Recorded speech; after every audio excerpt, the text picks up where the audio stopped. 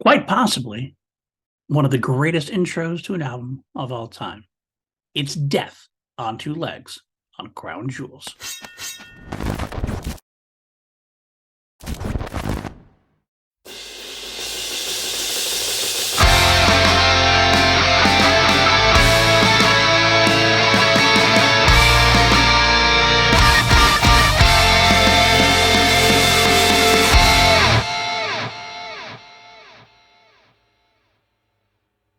What's up, everybody? Welcome back to PLD Project's Crown Jewels YouTube page or the PLD Project's audio feed. This is Crown Jewels, A Journey Through Queen. I am your host, PLD, and we have reached a seminal moment here on Crown Jewels.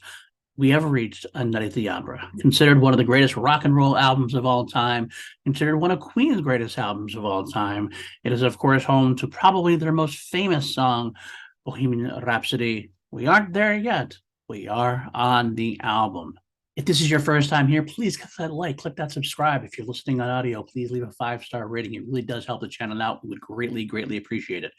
Crown Jewels is the podcast where I take you through every track in the Queen catalog. Freddie's catalog, Brian's catalog, Roger's catalog, even John's limited catalog.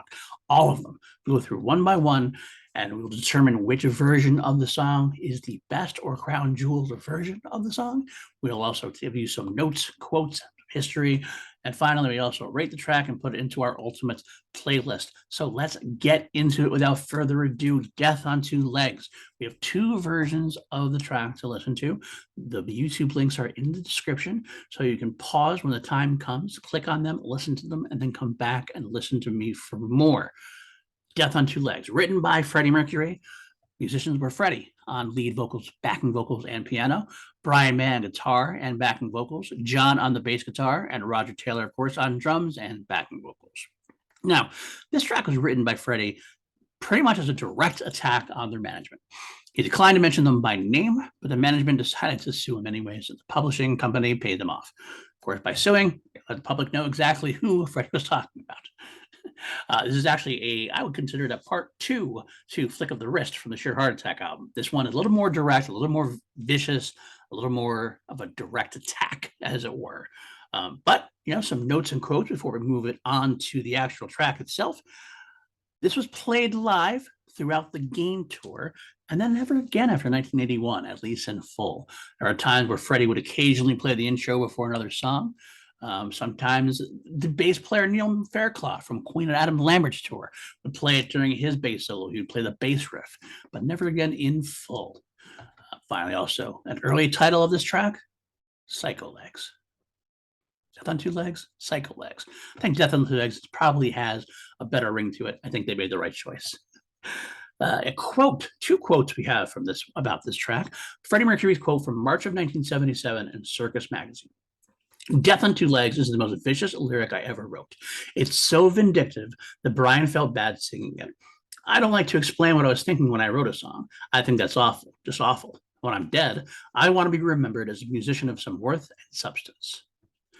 Another quote, official Queen archivist Greg Brooks on Death on Two Legs said that Freddie tried endless times to put down the piano track before finally getting it right. He swore, apologized, tried, gave the piano frustrated thrashings, and finally nailed it.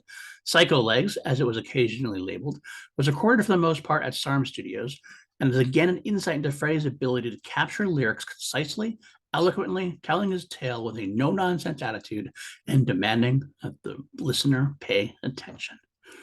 Very, very true.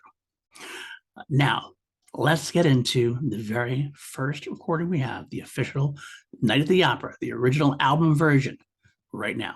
Click that link and come back for more. And there you have it, friends. Death on Two Legs. What an intro. That twinking piano, and then they leave the siren type sound that draws like guitar riffs. Wow, wow, wow, wow. Builds to a big chaotic moment. And it just cuts off that simple piano. Dun, dun, dun, dun, dun, dun. And this mid-tempo beat from Roger and John shuffling in. And it's poignant, poignant guitar stabs from Brian. They're very vicious, very vicious. It's not an angry song like a speed metal song, but it's very gripping.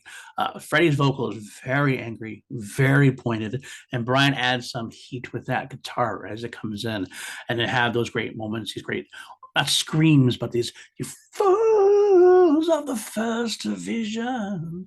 Some great poignant lyrics, very heated, very vicious. Like I said, it's just very dramatically angry. What's better though, even better than that, is John Deacon is very underrated sometimes. And every time I listen my headphones on, I always remember, or I'm always like, they always comes back to me how good he is. He has this very great way of bouncing between notes, bouncing between close notes. It almost feels like a drum fill at times. And it goes back and forth. It really adds this layer and this intricacy that really kind of gives the song its texture. I love it so much. And then right where it gets the guitar solo, the Brian solo, got some great stop and start rhythm with Roger stopping, starting, stopping, and starting, and it really works. So it adds that kind of feel, that emotional feel. Then of course, one of my favorite moments from John is during the "Overgrown Schoolboy."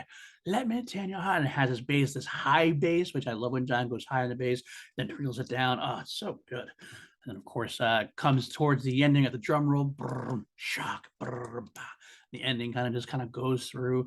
And this is where this album is actually often compared to Sgt. Pepper, because there are a lot of moments where Queen will go from song to song and like just kind of go right into the next song. In this case, it's very interesting because the next song, the one we're going to take on next week, "Lazing on a Sunday Afternoon," is the opposite in feel. That's a very bouncy, vaudeville, playful, sing along kind of number. So you go from this vicious, angry text to this very vaudevillian, happy text. But only Queen can do that, right? Only Queen can really do that. All right, let's move on then to the other version we do have. We do have a live version from the Live Killers album. Again, down in that description, click on it and come back for more. This is about we call him Death on Two Legs. There you have it, the Live Killers version. I did mention before, I said something to the effect of how after 81 they didn't play it in full.